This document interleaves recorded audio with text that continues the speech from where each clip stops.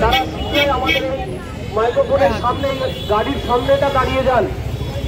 আমরা মিছিলটা শুরু করবো। আর করা হয় ভ্যাকান্সিগুলো যাতে বাড়ে সেটা আমরা বারংবার বলেছি এবং আবারও আমরা দাবি দিলাম যাতে যে সমস্ত আলটিমেট শুধু যোগ্য শিক্ষক শিক্ষিকা নয়, এখানে ফ্রেশার ক্যান্ডিডেটরাও আছে, যদি ভ্যাকান্সি বেড়ে যায় সবার জন্যই একটা স্কোপ বেড়ে যাবে। সেই জায়গায় আমরা দাবি রাখলাম যে ভ্যাকান্সি যাতে বেড়ে সেকেন্ড ফেজে যে ভেরিফিকেশানটা, এটা তো ভেরিফিকেশান লিস্ট বেরিয়েছে, ফার্স্ট ফেজ সেকেন্ড ফেজে এভাবে ভেরিফিকেশান হবে, সেকেন্ড ফেজে ভেরিফিকেশানটা যাতে হয় এবং যাতে বেশি সংখ্যক এবং সকল যারা যোগ্য শিক্ষক শিক্ষিকা যারা যোগ্যতা যাতে আছে সকলেই যাতে মেধাতে চলে আসে সেই দাবিটা রেখেছি। হ্যাঁ, আমরা হচ্ছে অ্যাডিশনাল সেক্রেটারি ছিলেন, ওনাকে ডেপুটেশন দিয়েছি কাজল কান্তি সাহা। এবার উনি যেটা বললেন এই বিষয়ে আলোচনা চলছে এবং সেগুলো লিগাল অ্যাডভাইস দিচ্ছেন যাতে কোনো রকমভাবে গেজেট ভায়োলেশন না হয়, কারণ গেজেটটা যেটা আছে সেই গেজেটটা ঠিকঠাকভাবে আমরা জানি সুপ্রিম কোর্ট থেকে ঘুরে এসছে এবং সুপ্রিম কোর্টের তত্ত্বাবধানে সব কিছু চলছে এবং সেই গেজেট যাতে ভায়োলেশন না হয় সেইভাবে ভ্যাকান্সি ইনক্রিজের ব্যাপারটা তারা ডিসকাশন করছেন। এবং আমাদের পরের যে দাবি ছিল সেই ভ্যাকান্সি আপডেটটা শুধু বেঙ্গলি মিডিয়াম এমন নয়, হিন্দি মিডিয়াম বা অন্যান্য মিডিয়াম যেগুলো আছে সব জায়গায় এফেক্টেড হয়েছে সবগুলোতে যাতে বাড়ানো হয়। এবং তারপরে আর একটা বিষয় আমরা দেখেছি 11-12-এর একাদশ দ্বাদশের রেজাল্ট আউট হয়েছে কিন্তু 9-10-এর রেজাল্ট কিন্তু আউট হয়নি। এবার এটা একটা সমস্যার বিষয় হচ্ছে কোনো টিচার দেখা যাচ্ছে তারা 11-12-এ ডাক পাননি কিন্তু তারা কিন্তু 9-10-এ ডাক পেয়ে যেতে পারেন, সেটা সিঙ্গেল সাবজেক্ট ছাড়া।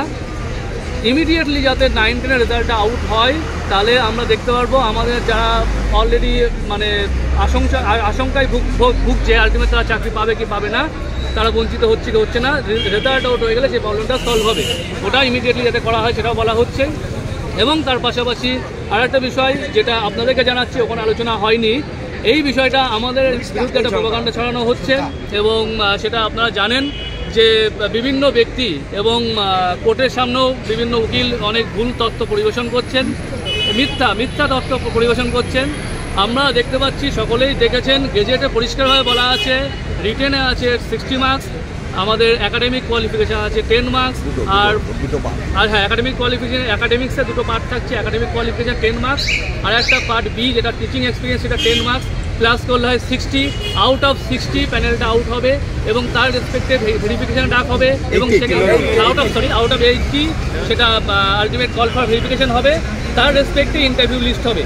সেটা অনেকেই উদ্দেশ্য প্রণোদিত হবে যেটা বলছে আউট অফ 70 হবে, সেটা ভুল বার্তা সম্পূর্ণ হবে। এবার এই যে বিষয়গুলো ঘটছে আলটিমেট এই যে যারা উদ্দেশ্য প্রণোদিতভাবে করছে তাদেরকে বলছি আপনারা এইগুলো করবেন না। আমরা সরকারি যে গেজেট আছে সেই গেজেট মেনেই পরীক্ষা দিচ্ছি এবং সেই গেজেটকে সাপোর্ট করছি এবং আমরা ভ্যাকান্সি যাতে ইনক্রিজ করে সেটা দাবি রাখছি, যাতে ফ্রেশার তার পাশাপাশি একদম অবশ্যই গেজেট থেকে ভ্যালিড রেখেই ভ্যাকান্সি ইনক্রিজ, যাতে আমরা ফ্রেশার অ্যাজ ওয়েল অ্যাজ যারা আনটেন্ডেড টিচার আছে সবাই অ্যাকোমোডেট হতো। মৃন্ময় মণ্ডল। দাদা, জানতে চেয়েছিলাম কজন আপনারা গেছিলেন এবং কার সঙ্গে দেখা করলেন? আমরা 4 জন গিয়েছিলাম, আমি, আমাদের পায়েল ম্যাডাম, কেশব স্যার আর হচ্ছে অনিমেষ স্যার, আর আমরা অ্যাডিশনাল সেক্রেটারির সঙ্গে দেখা করলাম, ওনার সঙ্গে কথা বললাম। আরেকটা বিষয়, কলকাতা হাইকোর্টে একটা মামলা হয়েছে যেখানে বলা হচ্ছে আপনারা যারা যোগ্য সরকারি স্কুলের শিক্ষক তারা 10 নম্বর পাচ্ছে, কিন্তু আরও অনেকে আছেন যারা হচ্ছে বেসরকারি স্কুলের শিক্ষক 2025-এ পরীক্ষা দিয়েছেন, তারা কেন 10 নম্বর এক্সট্রা পাবেন না? অ্যাকচুয়ালি এই যে কেসটা হয়েছে, কেসটা মানে খুবই ইনভ্যালিড একটা গ্রাউন্ড নিয়ে কেসটা করা হয়েছে, কারণ একটা গেজেট একটা সরকারি নিয়ম মেনে একটা পরীক্ষা কন্ডাক্ট করছে সরকার, সেখানে পরিষ্কারভাবে বলা আছে সরকারি স্কুল এবং সাবস্টেন্সিভ পোস্টে চাকরি করতে হবে, সেখানে প্রাইভেট স্কুলের কোনো প্রভিশন নেই।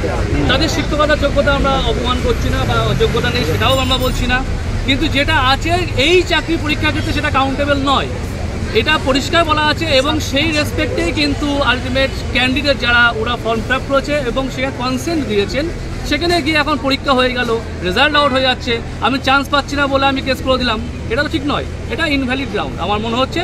এবং কোর্টের বিচার্য বিষয়, কোর্ট সেটা অবশ্যই ভাববেন এবং কোর্টে সে এখন রায় আসবে, আমরা রায় অপেক্ষা করবো। এবং যে সমস্ত কেস হচ্ছে আমরা বলছি সেখানে আমরা সব পার্টি থাকছি এবং আমাদের লয়ার থাকছে এবং সেখানে যে আর্গুমেন্ট হচ্ছে সেগুলো আপনারা আপডেট পাচ্ছেন, আমরা আপডেট পাচ্ছি। আচ্ছা, যে কথাবার্তা হলো আপনাদের মিটিং হলো, আপনারা কি স্যাটিসফাইড এখনো পর্যন্ত?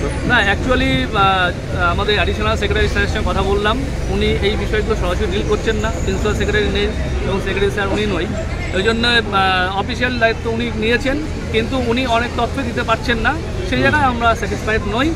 আমরা অন্য অনেক একটা দিন আবার অবশ্যই অন্য দিন আমাদের আসতে তো হবে। আজকে সেক্ষেত্রে কি করবেন, এই যে আপনারা যে আন্দোলন করছেন? না, আমরা অ্যাকচুয়ালি দেখুন সব ডকুমেন্ট ভেরিফিকেশন হচ্ছে, সবার ডকুমেন্ট কালেক্ট করতে হচ্ছে, সবাই আসতে হচ্ছে, এই জায়গায় আমরা কন্টিনিউয়াস কিন্তু অলরেডি শুরু হয়ে গেছে, কন্টিনিউয়াস কিন্তু অবস্থায় যাচ্ছি না। মানে আজকে তুলে নেবেন? হ্যাঁ, আমরা তুলে দিচ্ছি, কারণ আমাদের উদ্দেশ্য হচ্ছে আমাদের দাবিগুলো প্লেস করা এবং দাবিগুলো যাতে ঠিকঠাক ফুলফিল হয় সেগুলো আমরা তুলে ধরতে চাইছি। আরেকটা বিষয়, এই যে আপনি বলছেন যে আপনারা বলছেন যে মিসকমিউনিকেট করা হচ্ছে, ভুল বোঝানো হচ্ছে, প্রোপাগান্ডা করা হচ্ছে, তো অনেকেই বলছেন যারা ফ্রেশার্স কালকে রাস্তায় নেমেছিলেন তাদের কাউন্টার করতেই আজকে আপনারা রাস্তায় নেমেছেন। না ওটা ভুল ভাবে অনেক তাদের মতো করে তারা ব্যাখ্যা এটাও একটা ভুল কথা বলছে, কোনো কাউন্টার কোনো ব্যাপার নেই। আপনারা জানেন যেদিন থেকে প্যানেল ক্যান্সেল হয়েছে আমাদের, তখন থেকে আমরা রাস্তায় আছি। এবার আমরা লিস্টটা দেখলাম, লিস্ট দেখে আমরা দেখছি আমাদের ডেটা দরকার, কতজন টিচার পাচ্ছে না কি না পাচ্ছে, সে ডেটাগুলো হওয়ার পরে এবং ভ্যাকান্সি কতটা কমেছে না কমেছে সেগুলো দেখার পরে, এর মানে আমরা কিন্তু ফ্রেশারদের ছোটরা, তারা কিন্তু ছোট ভাই বোন আমাদের, তাদের সঙ্গে কোনো শত্রুতা আমাদের নেই। তাদেরকে কেউ না কেউ ভুল বোঝাচ্ছে, তারা ভুল বুঝছে, 10 বছর নিয়োগ নেই, ভ্যাকান্সি কম, সেটাই সমস্যা হচ্ছে, সবারই হচ্ছে, আমাদেরও সমস্যা হচ্ছে, তাদেরও সমস্যা। আমার শেষ প্রশ্ন, আপনি বলছেন ছোট ভাইয়ের মতো, আপনাদের অনেকে ছাত্ররাও আছেন, তারাও পরীক্ষা দিয়েছেন, কিন্তু তারা গতকালই এখানে করেছেন এবং আপনাদের কেন 10 নম্বর এক্সট্রা দেওয়া হয়েছে সেই কথাও বারবার প্রশ্ন তুলছেন। আমার প্রশ্ন হচ্ছে, আপনারা সিনিয়র, আপনারা দাদা, আর এবং দুজনেই একই মত যে যদি আপনাদের মানে শূন্য পদ বাড়ানো হয় তাহলেই সমস্যা মিটবে, তাহলে আপনারা একই ছাদের তলায় এসে এক মিটিং করে একইভাবে একই ডেপুটেশন দিয়ে সরকারের দ্বারস্থ হচ্ছেন না কেন? আমরা এই প্রস্তাবটা দিয়েছিলাম যখন গেজেট নোটিফিকেশন পেয়েছিল, তখনই প্রস্তাবটা দিয়েছিলাম, কিন্তু তাদের মধ্যে যারা লিডারশিপে আছে তারা কিন্তু প্রস্তাবে রাজি হয়নি। আমরা ফালতারামা প্রস্তাব দিচ্ছি যাতে ভ্যাকান্সি ইনক্রিজের ব্যাপারটা আমরা একসঙ্গে থাকতে পারি, সমস্যা নেই, কারণ দাবি আমাদের এক, কিন্তু তারা যদি রাজি না হয়, তারা যদি আমাদেরকে শত্রু ভাবে, সেটা আমাদের কিছু করার নেই। আমরা সাহায্যে হাত বাড়িয়েছি, তাদের সাহায্যে হাতে আসলে আমরা এগোতে পারি। অসংখ্য ধন্যবাদ। বলছেন যে এমন কিছু প্রার্থী ডাক পেয়েছেন যাদের বয়সের সাথে সাযুজ্য নেই, আবার এমন প্রার্থী ডাক পেয়েছেন যিনি আসলে দাগি তালিকায় তার নাম ছিল, কি বলবেন? না, দুটো প্রথম কথা হচ্ছে যে যে কথাটা বলা হচ্ছে যে জন্ম কত একটা 1997 সালে, তার কি করে সে এক্সপিরিয়েন্স অ্যাড হয়। এবার ঘটনা হচ্ছে যে এটা তো অনলাইন অ্যাপ্লিকেশন জমা পড়েছে, হয়তো সে মানে এক্সপিরিয়েন্স হয়তো কিন্ডারগার্টেন স্কুলে চাকরি করেছে, সেটাও লিখে দিয়েছে। বা দ্বিতীয় কথা যেটা যে ফিজিক্যালি হ্যান্ডিক্যাপড, সুপ্রিম কোর্টে একটা নির্দেশ ছিল বসতে পারে, এটাও একজনের ক্ষেত্রেই হয়েছে, দুটো ঘটনা এক এক করে হয়েছে, মানে দুটি পৃথক ঘটনা। এবং তাদের জন্যে তো এসএসসি বলেই দিয়েছে যে তারা ভেরিফিকেশন করবে, সেই জন্য ডাকা হয়েছে। যদি দেখা যায় যে এক্সপিরিয়েন্সের যে ক্যাটেগরি আছে ম্যাচ করছে না, বাদ যাবে। আর ফিজিক্যালি হ্যান্ডিক্যাপ, সেটা লয়ারের সঙ্গে আমরা কথা বলেছি, অ্যাকচুয়ালি ফিজিক্যাল হ্যান্ডিক্যাপ বসতে পারে কি পারে না সেটা সুপ্রিম কোর্টের রায় খতিয়ে দেখা হচ্ছে, সেই মোতাবেক এসএসসির আইনজীবীরা জানাবেন, সেই মোতাবেক সিদ্ধান্ত হবে।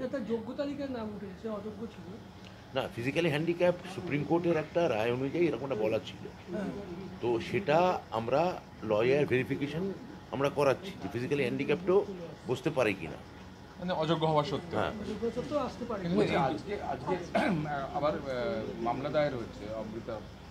না, মামলা নিয়ে আমি কি বলবো, মামলা তো হতেই পারে। একাধিক অভিযোগ হচ্ছে যে এসএসসির দাগি প্রার্থীদের নাম এই তালিকায় আছে। একদমই নেই, একেবারেই নেই।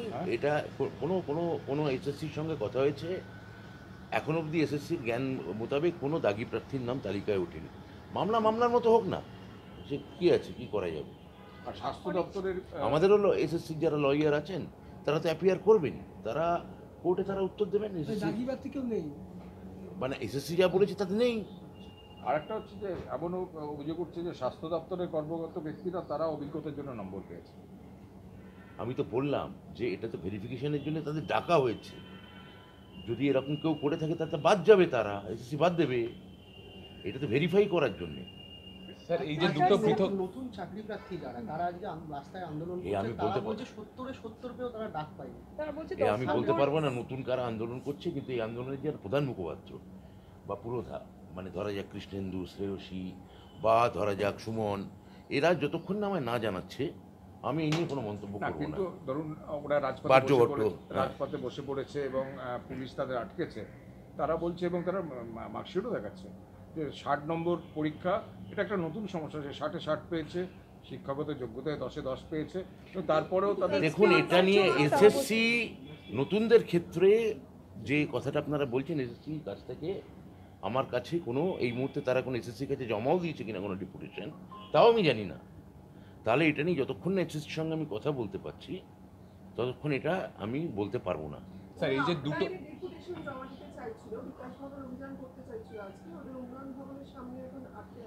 না, আমার মনে হয় যে ওরা কি বলছেন আমি তো জানি না, এসএসসির কাছে নিশ্চয়ই তারা কোনো একটা কিছু জমা দেবে। ওরা সিট বাড়ানোর দাবি করছে, এটা কি বাড়বে? এবং ওরা বলছে যে 10 নম্বর যে অভিজ্ঞতার জন্য সেটা বলতে দাও। প্রথম কথা হচ্ছে যে মানে ওদের যারা তারা আগে পরীক্ষায় বসুক না, ইন্টারভিউ বুঝি, প্রসেস শেষ হোক। আমার সঙ্গে মুখ্যমন্ত্রীর ভ্যাকেন্সি বাড়ানো নিয়ে একটা নিশ্চয়ই আলোচনা হয়েছে, কিন্তু সেটা যতক্ষণ না কোনো প্রসেস শেষ হচ্ছে এই নিয়ে কোনো আইনিভাবে কোনো পাকাপোক্ত কোনো কথা আমি এখানে বলতে পারি না। যোগ্য চাকরিহারা যারা চাকরি হারালো আর কি, তাদের জন্যই মূলত কথা হয়েছে যে সেটা সরকার বিবেচনা মানে মন্ত্রিসভা বিবেচনা করে দেয়। এই যে দুটো পৃথক ঘটনার কথা আপনি বললেন, এই দুটোর উদাহরণ দিয়ে বিরোধীরা বলছে যে পুরো প্রক্রিয়াতে আবার দুর্নীতির ছোঁয়া লেগে গেল। আবার বিরোধীরা কি বলছে কি যায় আসে, মামলা তো করেছে, মামলা ফলাফল দেখে নিন। আমি তো মামলা ওয়েলকাম করছি, মামলা হোক না। আরেকটা অভিযোগ রয়েছে যে অনেকে 1997 সালে 98 সালে বললেন এক্ষুনি উত্তর দিলাম, যে এক্ষুনি বললাম যে ভেরিফিকেশন হবে, হয়তো কিন্ডার গার্ডেনে চাকরি করেছে সেটাও হয়তো লিখে দিয়েছে, এক্সপিরিয়েন্স জানি না। না, আমরা তো শেষ প্রশ্ন, সিট বাড়ানোর যে মুখ্যমন্ত্রীর সঙ্গে কথা হচ্ছে সেটা কাদের জন্য, এটা যদি বলেন বিস্তারিত হবে। এটা এখন বলতে পারবো না, এটা যতক্ষণ পুরো প্রসেস শেষ হবে আমরা পুরো দেখবো যে যোগ্য সত্যিই কেউ বাদ গেলেন কিনা, কতজন এখনও আমরা জানি না। এখন এরপর 9-10-এর রেজাল্ট বেরোবে, যোগ্য এই পুরো প্রসেস শেষ হওয়ার পর যোগ্য যদি কেউ বাদ যান তাদের ক্ষেত্রে আমি তো বারবার বলছি সরকার সহানুভূতিশীল, এবং মুখ্যমন্ত্রীর সঙ্গে আমার ভ্যাকেন্সি বাড়ানোর একটা প্রাথমিক পর্যায়ে কথা হয়েছে, কিন্তু সেটা যতক্ষণ আমরা আইনি পরামর্শ পাচ্ছি ততক্ষণ এটা নিয়ে আমরা কোনো পাকাপোক্ত কথা বলতে পারি না। তবু শেষ প্রশ্ন, এই যে ফিজিক্যাল হ্যান্ডিক্যাপ যিনি ডাক পেয়েছেন তিনি দাগি, তার নাম দাগি তালিকায় আছে। আবার সুপ্রিম কোর্ট এটাও বলেছে যে কোনো ফিজিক্যাল হ্যান্ডিক্যাপ থাকলে আদার কনসেশন তাকে দেওয়া যেতে পারে। আপনারা কি এই পুরো ব্যাপারটা খতিয়ে দেখছেন এই জায়গায়? পুরো প্রসেসটাই যে যারা ফিজিক্যালি হ্যান্ডিক্যাপ তাদের ক্ষেত্রে সুপ্রিম কোর্টের রায় কি, রায়ের সত্যি করে নির্দিষ্ট করে কোনো ডিরেকশন আছে কি না, এবং আমাদের লয়ারদের বক্তব্য কি, ফিজিক্যালি চ্যালেঞ্জড যারা তাদের ক্ষেত্রে এটা দেখে তার ক্ষেত্রে সিদ্ধান্ত নেওয়া হবে।